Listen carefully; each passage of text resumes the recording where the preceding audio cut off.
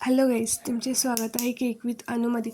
ही माझी पहिलीच ऑर्डर आहे आणि मी घेताना स्टार्टिंगला 1 कप प्रीमिक्स म्हणजेच 225 ग्रॅम प्रीमिक्स आणि 125 ग्रॅम पाणी आणि 60 ग्रॅम तेल घेतलेलं आहे, तुम्ही बघू शकता.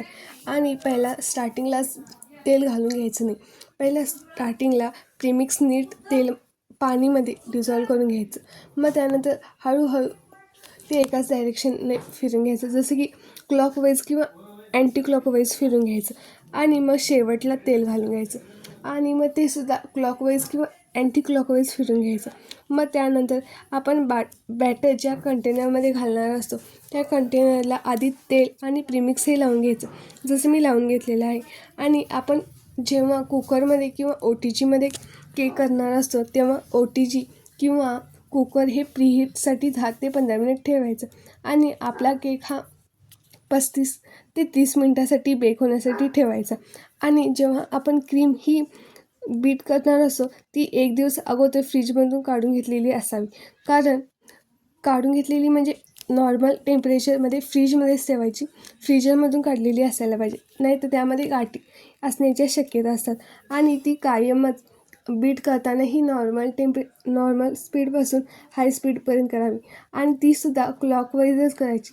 कारण जर तुम्ही कसं पाहिजे तसं केला तर त्यामध्ये ही गाठी होऊ शकतात आणि ती नीट बीट होत नाही. त्याच्यामुळे आपली क्रीम ही मध्ये फाटण्याची शक्यता असते.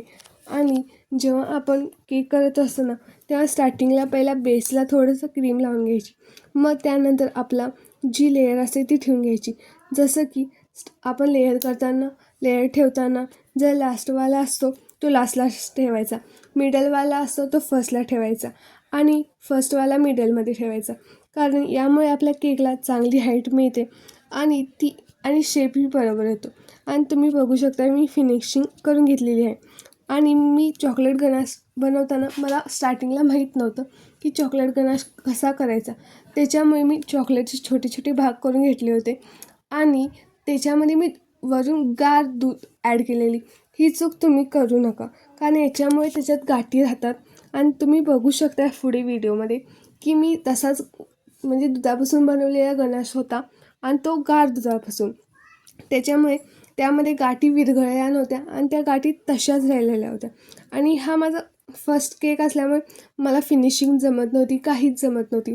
आणि तुम्ही बघू शकता की पुढे पण मी एवढं चांगलं फिनिशिंग केलेलं नाही आहे आणि आताही तेवढंच थोडं थोडं जमतं आहे. पण तुम्ही बघू शकताय की फिनिशिंग करताना आपण ज्या पद्धतीने मी सांगितलं होती की टॉपवाला मिडलला ठेवायचा आणि मिडलवाला टॉपला, यामुळे आपल्या केकला चांगली हाईट पण आलेली आहे आणि शेपमध्ये सुद्धा आपला केक आहे. आणि मी डिझाईन काही जास्त करून घेतली नव्हती, डिझाईन सिम्पलच ठेवलेली, कारण मला ही ऑर्डर आमच्या इथंच जवळ द्यायची होती. आणि तसं बघायला गेलं तर मला 2 केकच्या ऑर्डर होत्या आणि त्यामधील एक मी बाहेर दिलेली आणि एक मी स्वतःहून करून दिलेली. कारण तो माझा मानलेला भाऊ होता, त्याच्यासाठी मी केलेली. आणि केकचं तुम्ही लुक बघू शकताय की फर्स्ट केक कसा आहे आणि यामध्ये मी इम्प्रूव्ह करण्यासाठी प्रयत्न नक्कीच करेन आणि तुम्ही असंच मला सपोर्ट करत राहावं अशी माझी इच्छा आहे.